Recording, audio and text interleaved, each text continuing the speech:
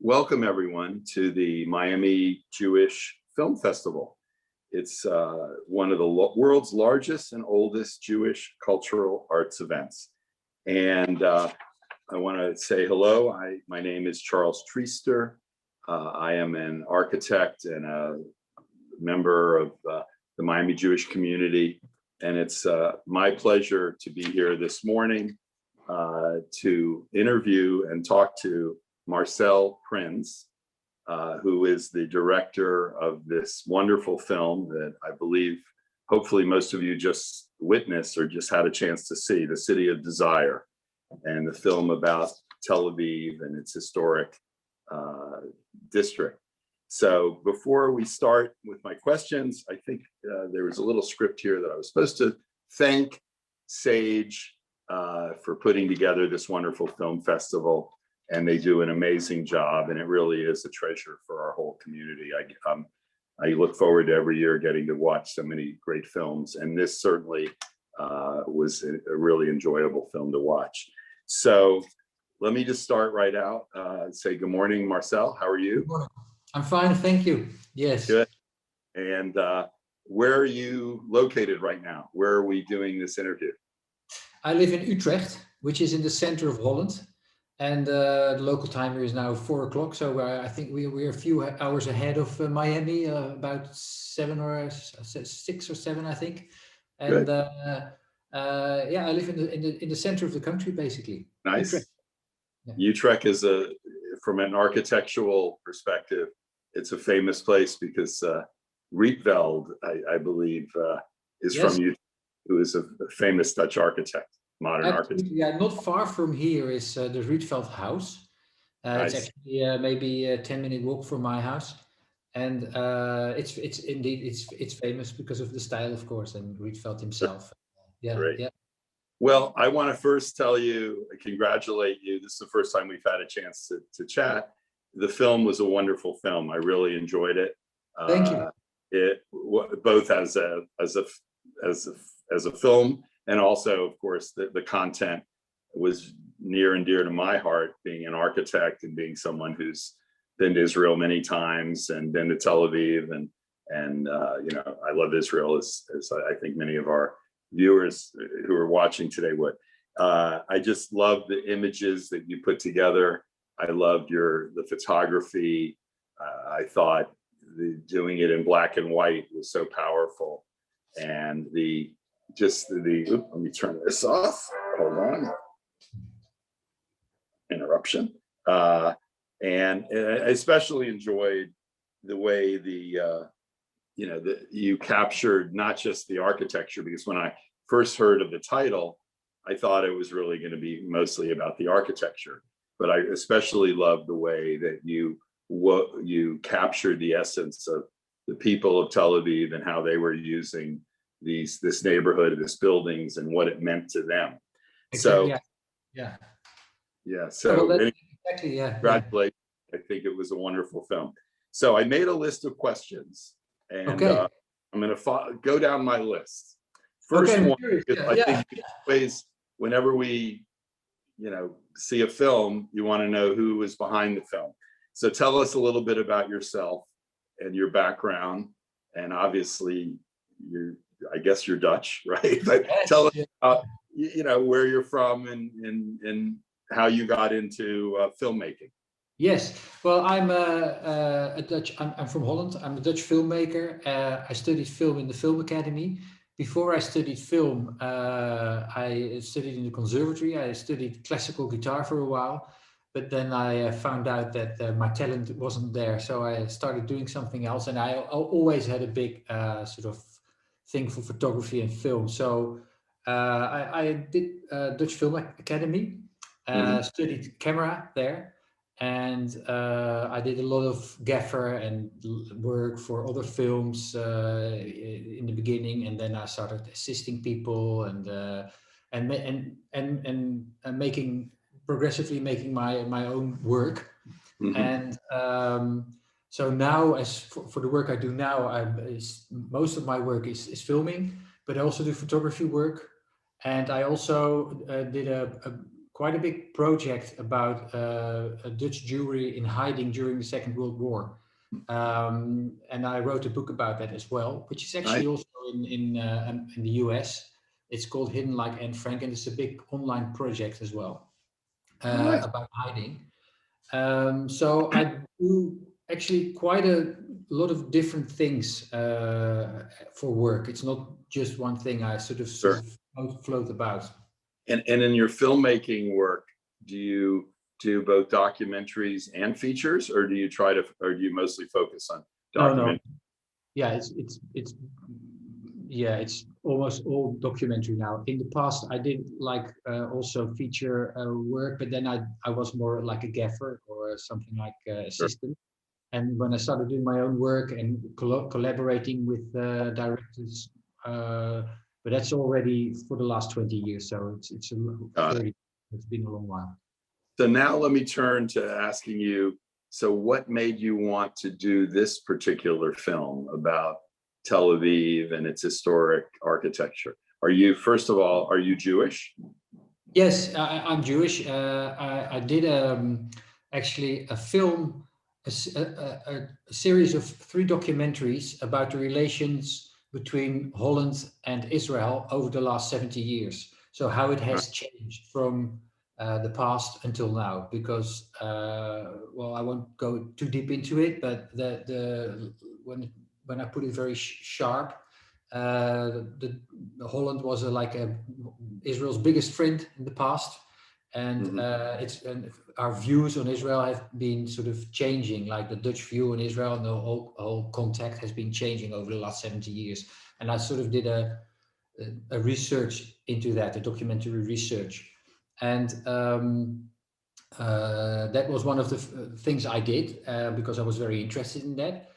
And of course, I've been to Israel a few times, and Tel Aviv I really like Tel Aviv. So I really like being there. I really feel a sort of lightness in the city that I don't really experience anywhere else. And of course, it has to do with the fact that I'm Jewish, and that when you're Jewish in Holland, you are a minority, of course. There are about 30,000, 40,000 Jews in Holland. Which is, of course, a very small number. So it's always, in Holland, it's always something not negative or positive, but it's something special in a way, you know. So there's something special about it. However you want to sort of approach it, but it's something special. And when you're in Israel, well, you will recognize that. Then there is nothing special about being Jewish, and especially in Tel Aviv, I think there's nothing special about anything. About being anything, you can be what you want, and that sort of lightness there really appealed to me. And then came a point that there was actually, it was not my idea to make a film about Bauhaus in Tel Aviv.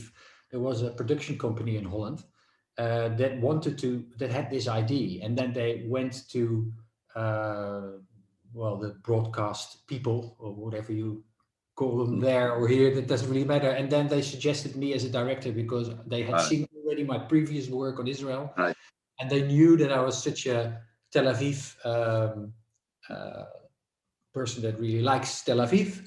So they said, well, is that a subject for you? Of course, I said yes, but because of the fact that it was about Tel Aviv. But talking about Bauhaus, I knew very little to nothing about Bauhaus or architecture in specific.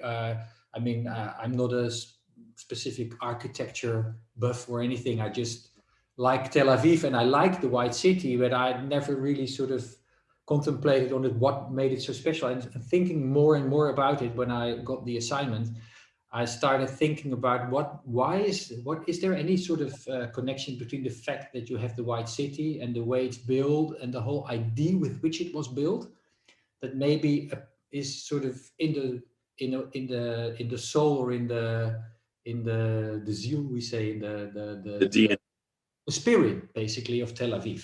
And so I was actually very interested in the spirit of Tel Aviv. So it was a sort of feeling more than, so I thought, is this completely and overly romantic of me, or is there sort of some truth in it, and do people there also experience that? How does that really work? And the whole film is basically, of course, I started reading about Bauhaus, and I knew Right. something, of course, and I started reading about it in international style, how it was connected, and about the architects that built Tel Aviv. And more I started sort of seeing sort of ideas and structures, and also that whole feeling I had of maybe there is a sort of reason for Tel Aviv, that it is the way it is because of all these things, basically. Right. I think you just touched on something which is I think it's an interesting and important point, which is I hadn't thought about it, but as a documentary filmmaker, one you could assume that you're a storyteller, obviously, Yes. right? Telling a story. So one could assume one approach to telling a story could be, I have the story that I want to tell. I have the outcome. I have the emotion or the historical story that I want to tell. I mean, one could think back towards, if you want to go to an extreme, the propaganda, the use of film as a propaganda tool, right? How it was used, how it has been used in modern history in the last 100 years by totalitarian regimes, such as the Nazis, to tell the story. But you approached it in a little bit of a different approach, which is you had a subject that you were exploring, and you were trying to get to the essence of it and understand it. You mentioned it, what is the spirit? And that comes out in the film. It was your own sort of search. Exactly. Very personal. Yeah. And you yourself are, a first person in the film. And you can see at the beginning, you have your book open and you're starting to do your research, and that was one of, I think, the wonderful parts of the film is you're looking at it from so many different ways, the historical way, you're observing it, you're talking to people, and then at the end you come to your conclusion. So tell us, is that sort of the way you approached it, or? Oh yes, definitely. Yeah. It's exactly as you say. That's exactly the way I approach it, because I really was curious, basically, and I think for me as a filmmaker, curiosity is my drive, and so I really wanted to know: is this feeling I have about the city, or this idea of this almost romantic idea, does it have some sort of truth in it? And what struck me is that in the past, Tel Aviv, like say in the 80s, 70s, 80s, it sort of was a very ugly city. As one of my the people I interviewed said, Maus Azaryahu said, yeah, it was a very ugly city, basically. Nobody talked about the beauty of Tel Aviv. So where does it suddenly come from? What is it? And of course, I didn't know it from that time. I knew it from later. But I realized that when UNESCO put it on the World Heritage List, and then suddenly everything started to change, because maybe I should tell something about that. One of the main parts in Tel Aviv is, of course, the Dizengoff Square, which is in the center of the city. And it had been completely overhauled in the 70s. So the original square was completely gone. The beautiful square built by Eugenia Averbooth, which was a beautiful design, and completely gone, and sort of a big concrete structure was built there. And then suddenly now, recently, they started taking that whole structure out again, realizing that it wasn't such a good idea in the past to overhaul it. And they started rebuilding it the way it was, basically. And then when I saw that, I realized, well, they are also sort of making a move in that direction, that sort of re-valuing this whole architecture and this whole idea of what Tel Aviv was built with. So I thought maybe it's a hook I can sort of cling to and use as a way or an anchor or whatever, or to see if I could see if that was for the same reason that I thought it was important. And of course, I had far too romantic ideas, which you can see in the film, that people sometimes also say, no, it's also a practical thing or whatever. But the square was a beautiful example, I think, of the importance of something to bring something back which was taken away. Yeah. And I think that brings up another interesting point that you made that came out in the film, which is, when we think of a place like Tel Aviv, obviously it's like different ways we look at our lives, right? So on one level, you captured quite well the people just living their life. They wake up every morning, they go down to the cafe, they're having their coffee, at that level, they're enjoying the city, and I'm going to come back to that right in my next question. But on the other level, the city is an idea, right? It's a concept, and in many of your the people you interviewed, the historians and the architects, and even that anthropologist or geographer, I can't remember who wrote the book about the anthropology of the Tel Aviv. He brought up the point, which was wonderful, that it's not just the reality of the city, but it's also the perception in our mind and how we think about it. And you sort of dealt a lot with that in the film, which I thought was quite. And also he comes up with, of course, the whole idea of Alt Neuland, the Herzl idea, that building a new city for a new population, a fresh start, and all that. So that, of course, is also a very it's you could say on one hand maybe a romantic idea or a naive idea that everything will become then well, but it's also a way of survival at the time. Of course, it's a big necessity to build houses and to build a city where these refugees basically could live and have a home. So Yes. in that sense, it's also very practical. It was at the time, because also the whole Bauhaus principle was a very practical way of building.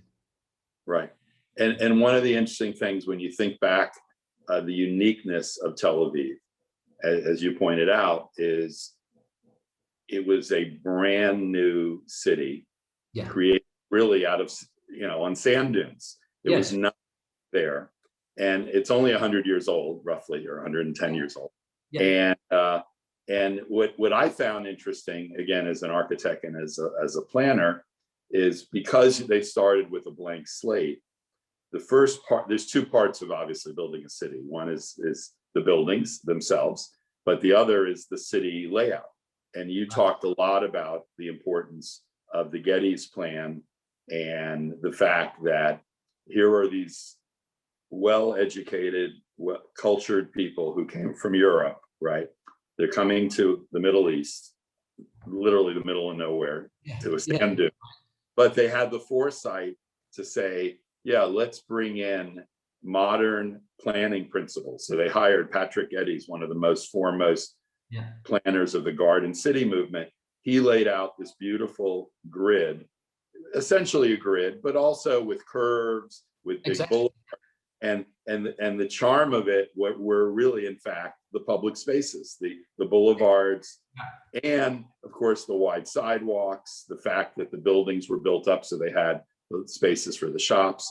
So how important, now that you've studied it and you've seen it, when you think of the architecture, the building, I'm an architect, so I do buildings, but it seems to me that the planning of the city by Geddes was really, it made it such a European city, right? Because I'm sure if I went to Utrecht or any of the other great cities of Europe, the beauty of those cities, you think of the buildings a little bit, but you don't think of the buildings. You always think of the public spaces. And when I think of Tel Aviv, the historic district, I think of those public spaces. Yes.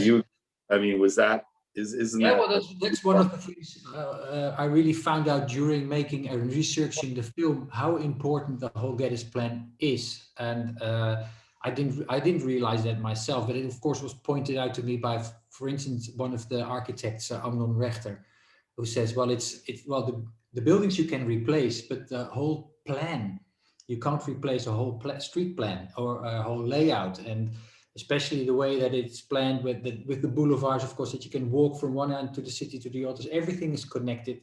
And like Nahum Cohen says, who's also a city planner himself, who says, well, this plan is so important because you, for instance, you don't really need a car. Everything is very close to you. If you want to have a coffee, you Very just go walkable. upstairs. If you want to buy something, you go here, you go there.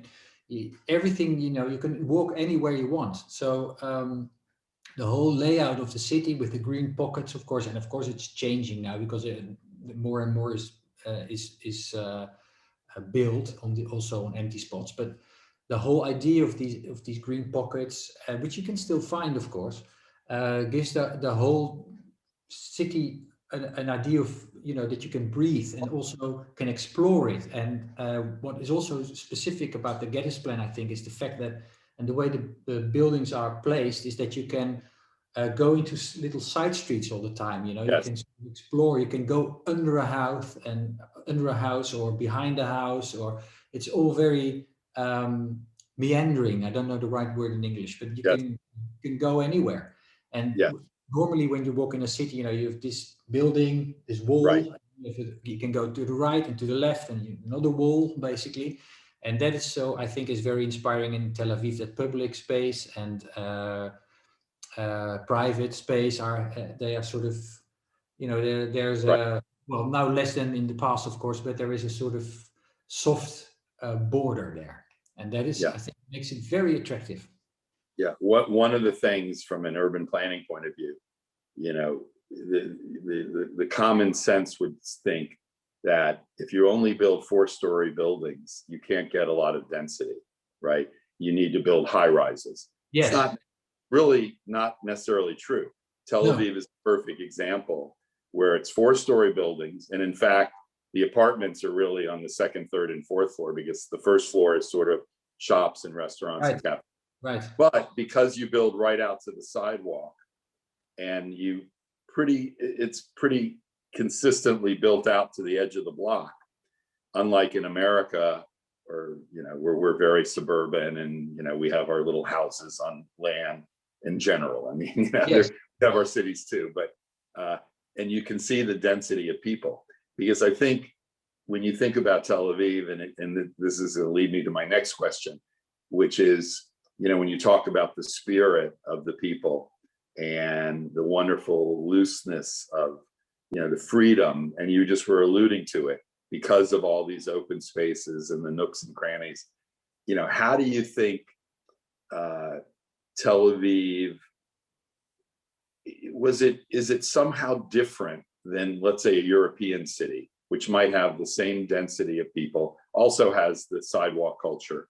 I mean, if you go to Paris or London or Amsterdam, how would Tel Aviv, in your mind, now that you've studied it, be a little different than a European city? Oh yes, there's lots of differences. There are differences. Of course, there are also sort of similarities, but one very important thing which we have excluded now is, of course, the beach and the seashore, which is all along the Tel Aviv, which gives it also a lot of air, literally, and also in your, also in your mind. But it opens it up basically as well. And another thing is that there is a uniformity in the White City. So as one of the a guy from the the council said, Jeremy Hoffman, he said there is no real monuments here. Of course, there are a lot of masterpieces, but no real monuments like the Eiffel Tower or something like that. It's all, there is a sort of unity to the whole plan. Yeah. All the way it was built, with the height of the buildings and the proportions. Proportions are so important, and right. the whole proportionality of the city, I think, of the White City, gives it a sort of human scale, and that makes it different from, I think, other European cities, because there are always buildings that really try to impress you, with their size, with their enormity or whatever. And Yes. in Tel Aviv, it's all sort of, in a way, or it was, it's of course it's changing, very uniform, and so it had a sort of proportionality to it that is very, very attractive, I think. And when you go to the Dizengoff Square now, which is now in its original state, more or less again, you really feel this proportionality, I think, and you really feel sort of everything is sort of fitting. I think there's an openness, because of the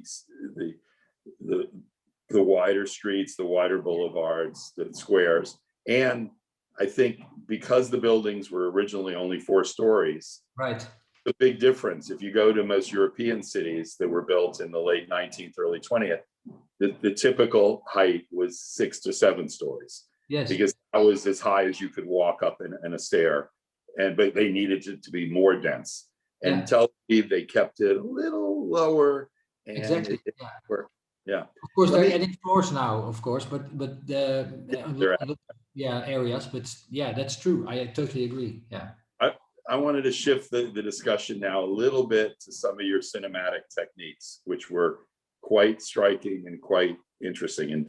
And two I want to focus on was the first of all was your use of black and white. Yes. You know, it's not so often in our modern cinema that we see beautiful black and white films. There's a few I can think of, feature Yes. films, very Yes. few. And it was so effective in your film. Tell us why you chose to use it and how do you think it really, gave, Yeah. what extra dimensions it gave to the storytelling? Well, for me, it was a very important choice because of the form factor. Basically, is if you walk around in a city, of course, there's a lot of distraction, and especially with these buildings, there's always something in front of these buildings. So there's always a traffic sign or some sort of lamppost or a little poster or whatever. There's always a distraction of the form. And the distraction is bigger when it has color. I mean, when you see a big yellow poster in front of a house, of course it distracts. But if you have some dark trees and there is some sort of traffic sign there, and it's all sort of a bit of, fading away in the darkness, and you see the form of the building, it really helps you seeing the structure and the form, I think, of the city. And that was the main reason for choosing black and white, because you so much more see the forms, I think. Yeah. Really I helps. think it was very effective. And I think also, and this is sort of obvious, but the white city, black and white. I mean, Yes. white is on one hand, it's a color, but it's really the absence of color, right? Yes. Because you look at the spectrum, well, black is the last absence of light, and white is sort of the absence of color. Yeah, And true. the Yeah. beauty of those buildings is they were all white, Yes. and it really sort of reflected the light, and it was light and airy, and both in a physical sense and you pointed out in a metaphorical sense. The other thing I want to highlight, which I'd love for you to speak about, is even though I'm an architect, my favorite part of the film cinematically was your pictures of the people. By Yes. the way, the texture pictures were beautiful, and Yeah. many of them, I loved how you just stopped and framed the view, and you didn't move it, but then you had these slow pans, horizontal pan. Yeah. They were masterful and really beautiful.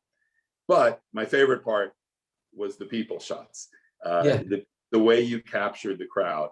And one thing in particular that I noticed was you did these sort of slow motion scenes where you were on the busy promenades or Yeah.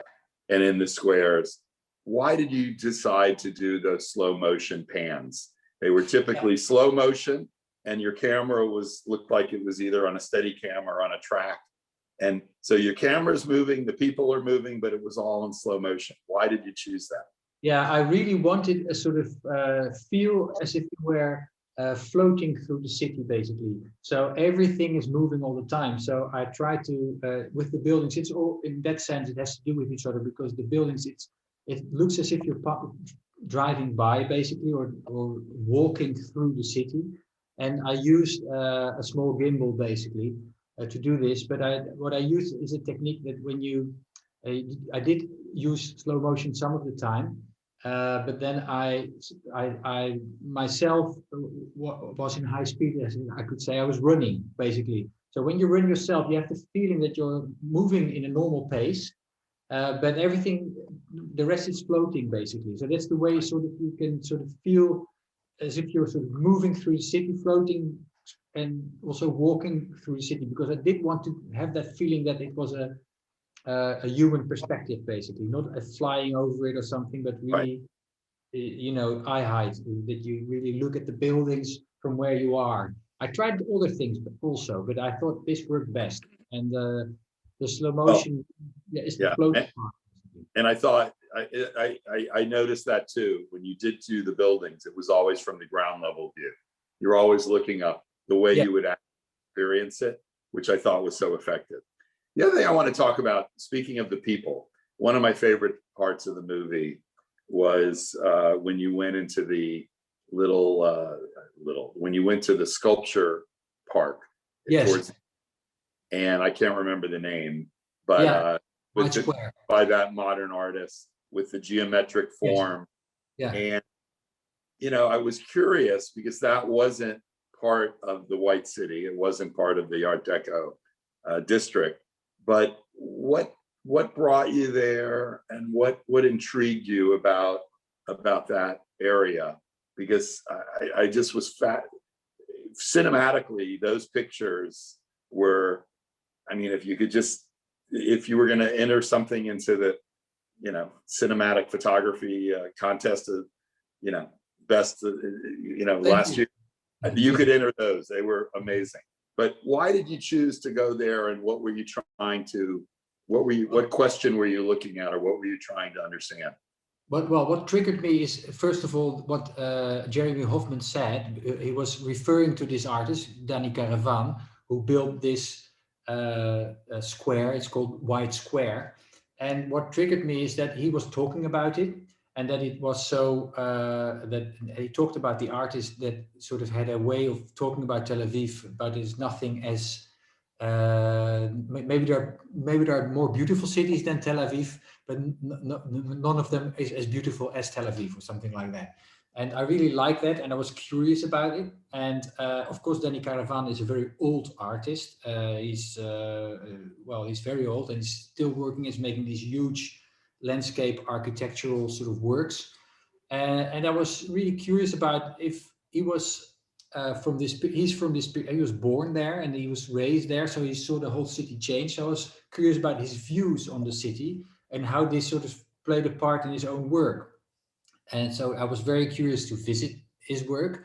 And when I came there, I was struck by the fact that it was not only a landscape architectural artwork, but it also like a playground for children, because they used his art to as a playground, basically, to slide from, with a plastic bottle under your bed, so you can it's what do you say, it's easy to slide. Right. And so I was very curious. I thought it was very nice, sort of nice, what do you say, a nice Metaphor. yeah, basically. And also the way he talked about it. So I really liked it to show that part, because the forms he used are also so basic, which is also very, in that sense, he's so influenced by this whole period. Yes. Had a sort of the same ideas in his, I think, must be in his Yeah. head. I Didn't mean, make sense so much, but the yes, simplicity of the forms, and exactly. certainly I the really asked him that as well. I asked him that specifically, but he said, "Well, yes, maybe," but he didn't really want to go into that. And I think that's something that artists, of course, don't want to do. They don't want to explain their work. So I was I was explaining, putting too much into it, I think, for him, because for yeah. me, it's exactly what Well, you're saying. but I think there's probably one of the similarities that I think one could make between the Tel Aviv example, of the White City, and his work, is that both of them are sort of creating a template, a space for people to inhabit. And they're not a very deterministic space. They're very, as you said, when you were talking about the city, it's open, there's nooks and crannies, you can go Yes, different directions. And that freedom, it's like a vessel to allow freedom. And both of them have that in common, that, that park has that same freedom and simplicity. So it's not overly telling you what to do, True. or how to go. So that leads me to, and I think we're probably getting near the end of our time, but this was an important thing, and it's something that you touched on at the end of the film. So I think it'll be a good place for us to sort of sum up the film. You structured the film as your own personal journey, and as you said earlier, you were trying to discover what was the essence that made this city work and made it so special. So you made a statement at the end that it was, I had to play it a couple times to get it and to write it down, and I hope I got it right. You'll correct me. You said, and you wrote at the bottom in your at least I was reading it, an open society is fragile, and the people who believe in it are vulnerable. I believe, you're speaking yourself, I'm speaking for you now, Yes. that I see the openness in the people who live in this city of Tel Aviv. So you're talking about vulnerability, fragility, and openness. So I want to ask you, what did you mean? What do you mean by that comment? Well, I think it is when you're open, basically, you are vulnerable. But it's also, that is also what is so attractive to it. I mean it quite literal, actually. The way you said it is correct. I think that the only way, the way to achieve this whole feeling is to be open and vulnerable, and that's when you get this. And the people that live there, I think, are trying to do that. And maybe that's a romantic perspective, but that's the way I like to see it. And that's probably also why I feel so comfortable there. That the fact that you are not judged, that you feel openness, basically, not really hostility. Nobody is really suspicious, like Nahum Cohen said in his quote.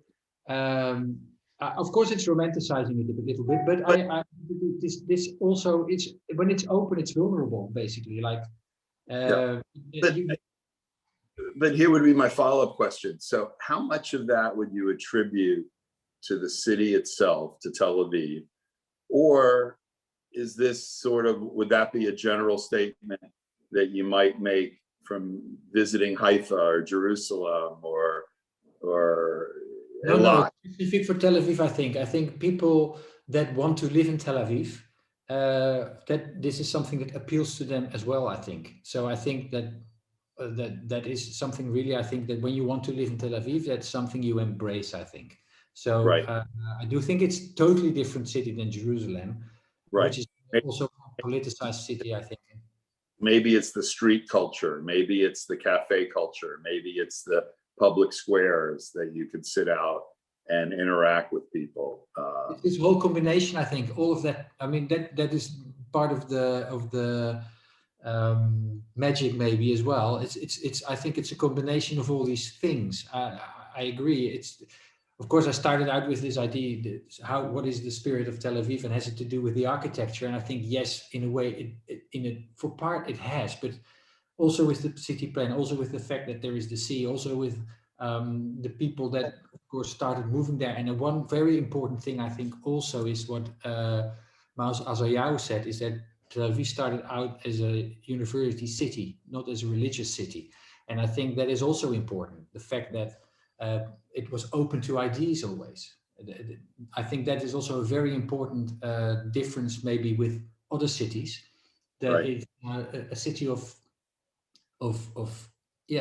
developing, being on the move as well, and changing, and it's not a very, it's not like stuck in time. That's also what makes it very interesting, I think, now with of course which I pointed a little out in the film, the fact that of course also the white city is changing, and Tel Aviv is changing. Sure. Well, I have about a ton of other questions. This has been a fascinating discussion, but I think we're getting near the end of our time. But I'm going to ask you one last thing, which I think is sort of the standard question you have to ask every filmmaker at the end of, what is your current project that you're working on? Okay, yeah. Well, I'm working on a series of short portraits now, which I can't make at the moment because I have to travel to Israel again. But about the refugees that went to Israel from the Mizrahim, basically from the eastern countries, from like the Iraq and Lebanon and Egypt and northern Africa that fled into Israel in the 40s and when the state was born, basically, and the beginning of the 50s. So I'm making a series of portraits about the first inhabitants of the country, the reason Right. why they moved there, basically. That's Beautiful. what I'm going to make.